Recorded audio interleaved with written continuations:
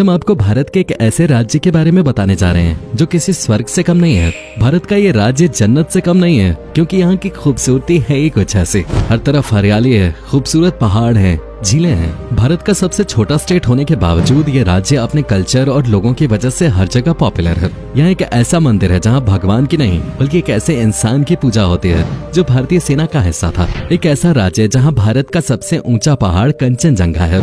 Asia का दूसरा सबसे ऊंचा ब्रिज है इस राज्य में। हर साल इंटरनेशनल फ्लावर फेस्टिवल का आयोजन होता है भारत के स्टेट में, जिसे देखने दुनिया भर से लोग आते हैं।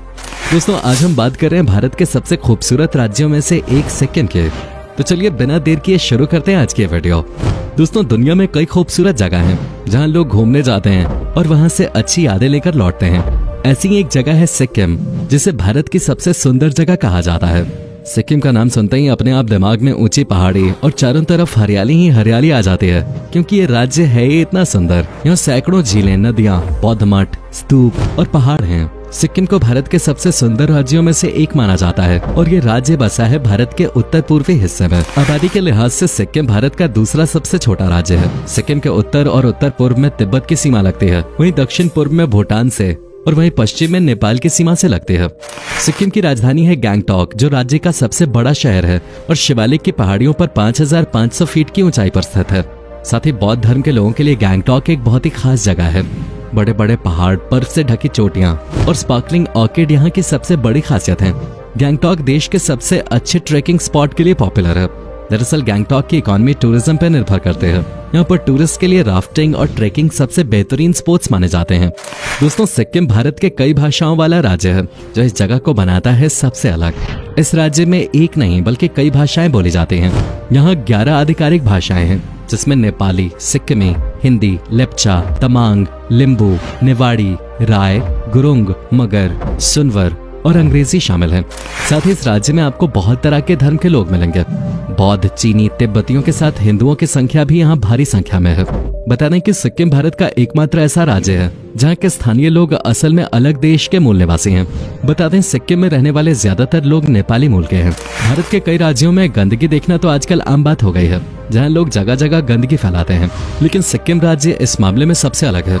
आपको जानकर खुशी होगी कि सिक्किम को भारत का सबसे साफ सुथरा राज्य माना जाता है। दरअसल यहाँ के लोग ही बड़े कमाल के होते हैं। ये लोग कभी भी गंदगी नहीं फैलाते और अपने शहर को हमेशा साफ रखते हैं। स्वच्छ सर्वेक्षण रूरल रिपोर्ट के मुताबिक सिक्किम को 2016 में भारत का सबसे स्वच्छ राज्य चुना गया था। यहाँ लोग अपने घरों के अलावा आसपास की जगह को खुद ही साफ रखते हैं, क्योंकि सिक्किम के लोगों का ऐसा मानना है कि सफाई के लिए हर बार सरकार को ही जिम्मेदार नहीं ठहराया जा सकता, बल्कि लोगों को खुद इसके लिए जागरूक होना चाहिए। तभी तो यहाँ हर साल टूरिस्ट सबसे ज्यादा घूमना पसंद करते हैं। हिमालय की एक खास चोटी जिसका नाम है कंचनजंगा और जो है भारत की सबसे ऊंची चोटी, वो सिक्किम में ही है। वैसे तो आप जानते हैं कि हिमालयन चोटी माउंट एवरेस्ट सबसे ऊंचा पहाड़ है, लेकिन 1800 तक कंचनजंगा को ही सबसे ऊंचा माना जाता था। इस चोटी के साथ जुड़े हैं कई ऐसे राज जिनके बारे में शायद ही आपने कभी सुना हो। माना जाता है कि कंचनजंगा की चोटी पर भगवानों का निवास होता है, इसलिए कोई भी वहाँ तक नहीं जाता। ऐसा कहा जाता है कि आज तक कोई भी इंसान इसकी चोटी पे खड़ा नहीं हो पाया है। हालांकि 200 पर्वतारोहियों ने इसके काफी पास जाने की कोशिश की, जिसमें से कुछ लोग इसी कोशिश में मारे गए।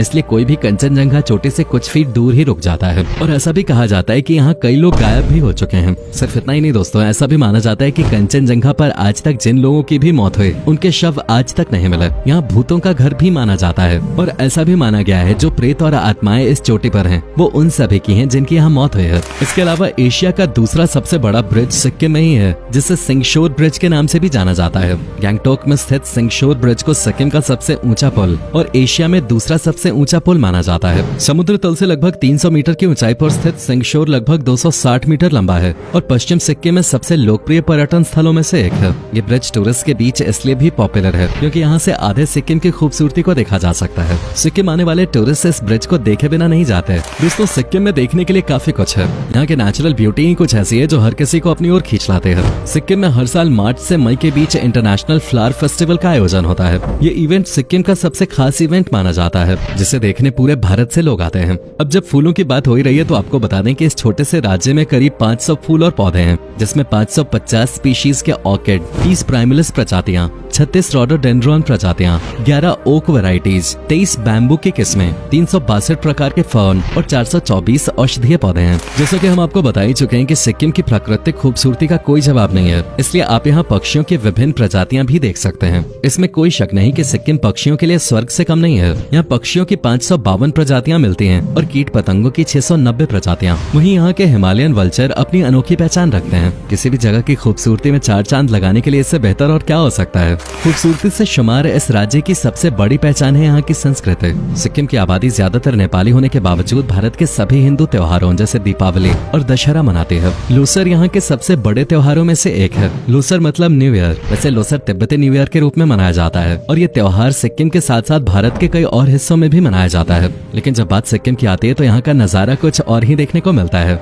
यहाँ का नजारा देखते ही बनता है। इस दौरान यहाँ ऐसे रंग देखने को मिलते हैं जो भारत के अन्य त्योहारों से बिल्कुल अलग है। लोसर उत्सव करीब 15 दिनों तक मनाया जाता है। 15 दिनों तक चलने वाले इस उत्सव की शुरुआत घरों और मंदिरों में रोशनी के साथ होते हैं। चारों ओर रोशनी से पूरे सिक्किम समेत देश का हर वो हिस्सा जगमगा उठता है जहाँ तिब्बती लोग रहते हैं। लोसर के अलावा भुमचू सिक्किम का दूसरा सबसे बड़ा त्योहार है। भुमचू को सिक्किम की शान माना जाता है। दोस्तों, अगर आपको सिक्किम की संस्कृति के बारे में जानना है तो भुमचू त्योहार में एक बार जरूर हिस्सा लें। भुमचू त्योहार मूल रूप से बौद्ध त्योहार है जो तिब्बतन कैलेंडर के पहले महीने के 14वें और 15वें दिन में मनाया जाता है। जिस तरह उत्तर भारत में गंगा एक पवित्र नदी मानी जाती है, ठीक वैसे ही सिक्किम में भुमचू पवित्र जल है जिससे लोगों को पवित्र किया जाता है। ताशिदिंग बौद्ध मठ में भुमचू द्वारा लोगों को पवित्र किया जाता है, जो यहाँ की पुरानी परंपरा है। कला की बात करें तो थंका पेंटिंग सिक्किम की स्थानीय कला है जो बौद्ध संस्कृति से जुड़ी हुई है। इसमें बुराइयों पर अच्छाइयों की जीत को दर्शाया जाता है और सिक्किम में आपको हर घर में थंका पेंटिंग से बनी तस्वीरें देखने को मिलेंगी।